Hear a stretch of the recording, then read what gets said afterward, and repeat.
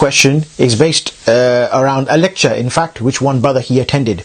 In this lecture, this brother he attended, the speaker said that the Muslim Ummah is at a time of decline right now.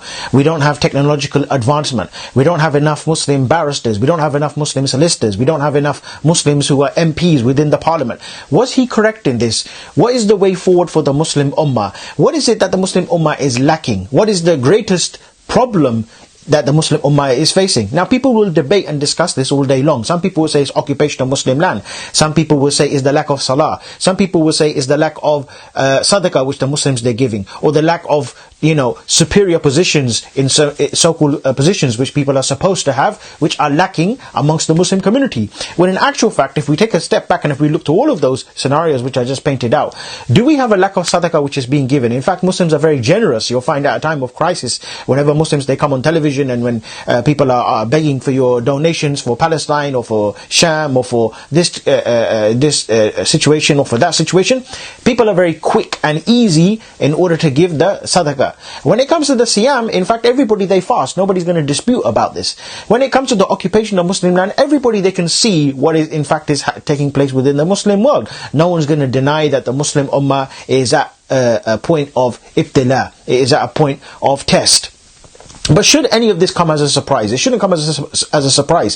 So what then is the greatest problem? The greatest problem in itself, from what we can find, is the conspiracy from within. The conspiracy from within the Muslim Ummah, which led to its original decline. And that is the conspiracy of a separation of Islam from your own life's affairs. And Umar ibn Khattab, he reported from Rasulullah, sallallahu alaihi wasallam, speaking about this very matter, where he said that the pillars of Islam will be destroyed one by one.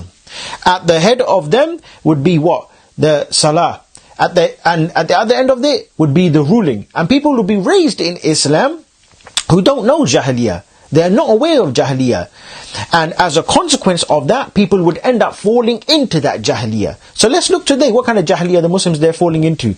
Zina, listening to music, so-called stand-up comedians today, voting for man-made law, accepting man-made legislation, following their own rituals and customs of their own tribes, of their own parents, which actually, in actual fact, have nothing to do with Islam. For example, going to the magician, going to the pir, going to the graves, all of these cultural practices, or any bid'ah which is introduced, for example, at the time of janazah, or celebrating the Prophet's birthday. All of these matters, you'll find there's been a steady onflow of that ongoing amongst the Muslim community. But there is good news. The good news is, the mubashirat is, that the Muslim Ummah is moving away from that, and more people, they begin to study the deen. So then what is the cure then for this biggest disease? And how is this biggest disease really then manifested for us?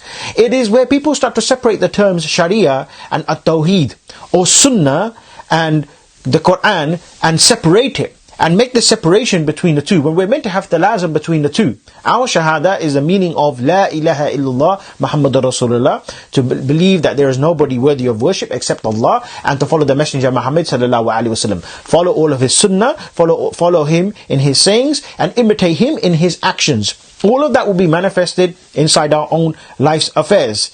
But the sunnah and the sharia and the tawheed drives forward what? Drives forward, in fact, for us, the subject matter of what is the actual meaning of At-Tawheed. And the actual meaning of At-Tawheed, meaning the exclusive worship of Allah Azza wa Jal, necessitates that we make something called Al-Kufr Bit-Taghut. Rejection of At-Taghut. Rejection of all false arbab, andad, all false tawahid, all false gods, al-nafi wal-ithbat.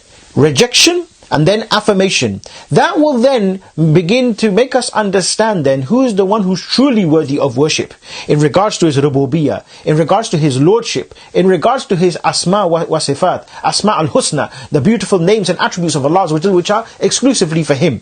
They're not for anybody else. Then when we take that and we understand also the subject matter of all of our ritual acts, they must be done exclusively for the sake of Allah Azza wa Jal, we then need to pinpoint and go back to all of those points which we just mentioned and look to where we're lacking. Look to where we may be committing something called ashirku billah, association of partners with Allah Azza wa Jal. And that is the subject matter which Allah Azza wa Jal, He will never forgive. In fact, Rasulullah sallallahu alaihi wasallam, he said on authority of Abdullah bin Masud, whoever dies whilst making partners with Allah Azza wa Jal, he will only enter one destination, and that will be the hellfire. So this is a matter which Imam Abu Hanifa, he said, At-Tawheed is fiqh al-akbar. It is something which every Muslim, he must be aware of. The cure for the greatest disease, al-irja, separation of Islam or Tawheed from our own life's affairs, where people are doing all of these haram acts like zina and doing all of these munkarat and fahisha, like drinking alcohol and going to nightclubs. It is the return back to at-Tawheed. At-Tawheed, as we said, Imam Abu Hanifa said, fiqh al-akbar. The greatest fiqh which anybody he could study is greater than the salah. Without the Tawheed, there can be no salah.